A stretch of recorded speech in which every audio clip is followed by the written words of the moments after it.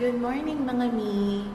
It is Wednesday, November 27 here in Tokyo and it is 12 degrees. Pero tingnan niyo suot ko. Nakaano lang ako yung Shein na manipis na mainit naman siya. And for my case, I guess since plus size girl ako, sakto lang sa akin yung daytime na weather or yung temperature. So may dala naman akong coat and hindi ko pa siya sinusuot. Tapos backpack na lang. What I did is I left my luggage sa front desk kasi babalik ako dito after 3 days. Dito ulit ako mag-check-in. Yun ang maganda. Hindi ko na problemahin yung big luggage ko. I just have my backpack for my trip to Hakone and Mount Fuji area for the next 3 days. So DIY lang naman tayo. And let me show this to you. I hope nakikita nyo siya. So, it's gonna be, ang nilagay ko dito, McDonald's Kuramai to Shinjuku Station. Tapos, ang napili kong route is this one. Meron kasing isang sakay lang, but you have to walk 5 minutes pa.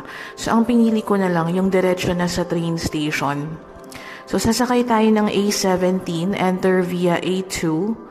Tapos, lalakad tayo ng 4 minutes to Asakubashi Station. And then, pagbaba natin, malapit na lang tayo dun sa Odakyu Sightseeing Service Center. What I did is I got a voucher called Fuji Hakone Pass in Klook last night. And we have to go to the sightseeing center to redeem the voucher. Tapos yan, we're gonna take the train. It's about 80 minutes to Hakone. Tapos yun na yun, tuloy-tuloy na yan the entire day. So I'll take you along with me and I hope na wala tayong misadventure. Dito tayo, Nishi Magome, Platform 1. Bababa tayo na Asukabashi Station. So ito tayo, 1 station away lang, Asakubashi, and then we're gonna walk for a few minutes to get to the next train. By the way, office hours, so ang daming naka-suit, naka-coat, naka-leather shoes. Okay, nakita niyo yung JB dyan. We're gonna use that line. That's the A3 exit. So, puntahan natin. So, sasakay tayo sa JB Platform 1 para magte-10 stops tayo papuntang Shinjuku. Here we go. Alam mo, challenge sa akin tong coat na to. I was contemplating leaving it kasi nasusurvive ko yung 10 degrees. Pero hindi ko sure kasi diba mabundok doon? Baka naman malakas yung hangin. Oh, lalabas tayo. By the way, ang pamasahe kanina 178 yen. Paglabas ng Asakusa line, katabi na mismo tong JR, which is the JB station. At hagdan siya. Hi, exercise is beginning na. Charot. Platform 1 tayo. To Shinjuku West.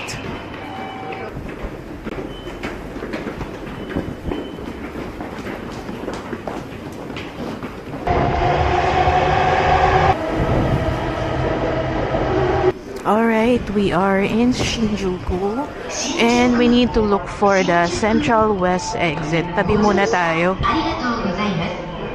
I wanna make sure that I'm going to the correct exit. Marami kasi. So far, hindi pa tayo nawawala. May mga lockers dito. Yung maliliit, 500 yen. Yung medium, 700. Yung malalaki, 900 yen. Ano to? Vacant. Ah!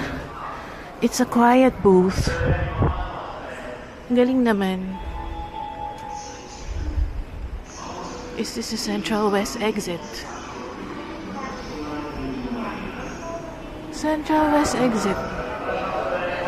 What? Wait lang, ba't parang hindi?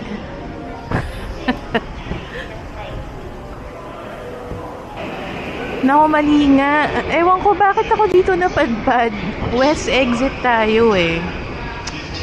Okay, hanapin natin. The reason why I'm forcing myself to use the west exit is because nandun na mismo yung sightseeing center where we will change our QR code to the Fuji Hakone passes. Nagkamali tayo ng baba. Ito, tama na. Here, Central West Gate.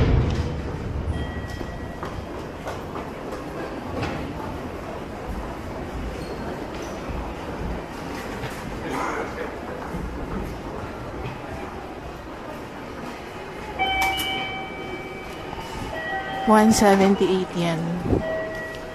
Alright, ayang Odakyu line, yan yung pupuntahan natin. Sundan lang natin ang arrows.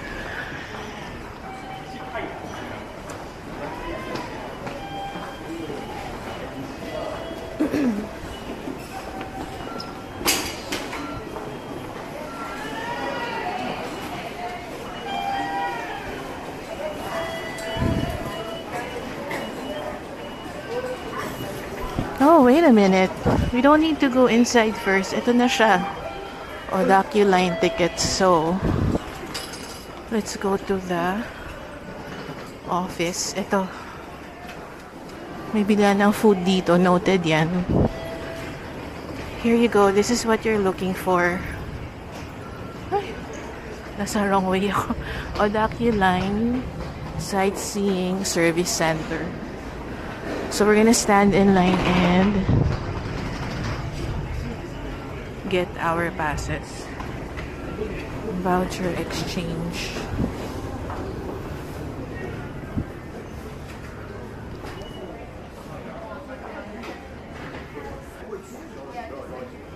They can also store your luggage for you. From 8 a.m. to 7 p.m. 1,000 yen siya for 1 day. If it's 2 days or more, they only accept hardcover cases.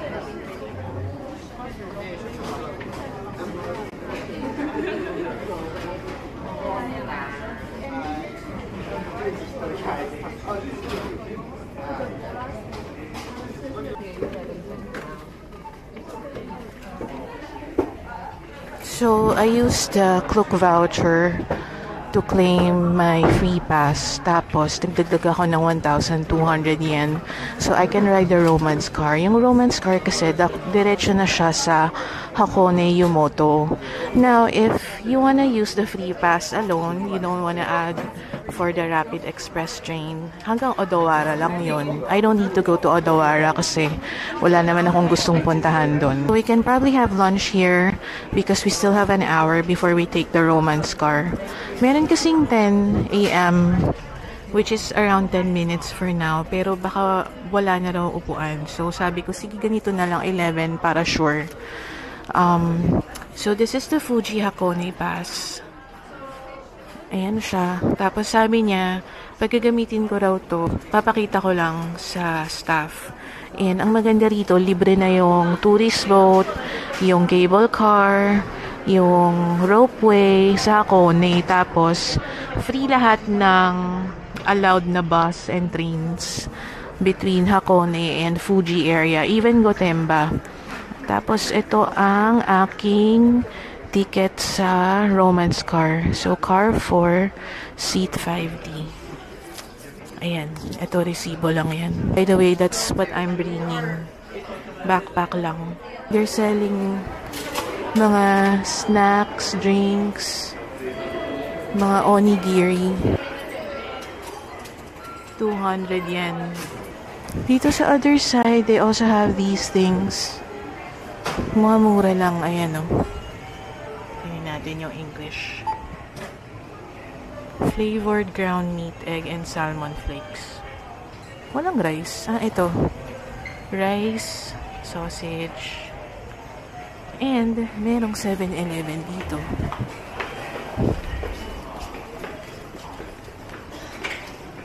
I decided to eat at the onigiri store para makaupo ako. So, spicy cod roe. And then side dishes. Ito additional 195. So, ang total niyan is actually, magkano ba to? 593 yan. This is our breakfast. Bumili ako ng pudding sa 7-Eleven for our dessert. Busog na kasi ako dun sa nakain ko kanina. Tapos, itong Romance card ticket na to, dyan sa papasok, hindi mo siya itatap. You have to put it inside the slot. Tapos lalabas siya sa dulo. Kukunin mo siya ulit. Okay, so yung limited Romance car, yun nandun sa number 2 and 3 over there.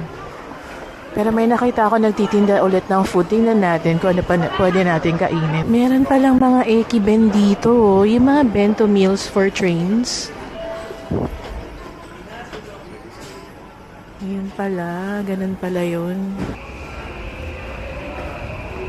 Hagdan ulit. Ang liit pa ng daan. Ito, upo na muna tayo because that's not our train. Pero hindi naman siya puno. Or baka mapupuno pa yan mamaya. Anyway, car number 4 tayo.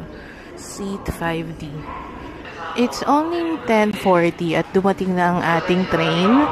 Pero 11 ang labas niyan. Ang ganda niya, no? Tapos, paano ko nalaman na yan yung train natin? Papakita ko sa inyo to. Nakita nyo yan?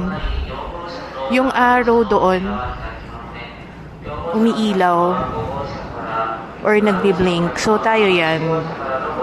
Tapos nasa ticket naman, ayan o, number 53. Okay, so hahanapin lang natin si car 4, seat 5D. Linisan pa yata nila eh. Dahil sinara nila. Anyway, pumunta na tayo sa malapit sa car natin. Yung mga cleaners nila matatanda. Ito, papasok na tayo. Pero sara yung pinto ng 4. So, dito tayo sa 5 papasok.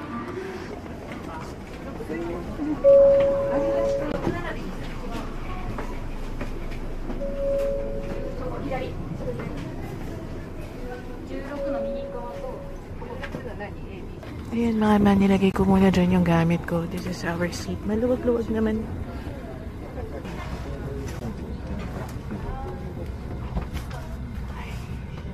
Sabit yung bag, tubig ko, battery ko. Tapos, yung table, buti kasha ako. Oh my gosh, ito siya.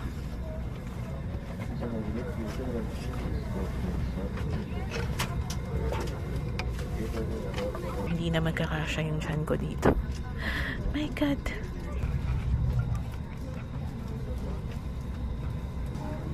Hindi ko alam bakit romance car ang tawag dito. Maybe because the train outside is parang may red paint. I'm not sure. Paalis na, and so far, wala tayong katabi.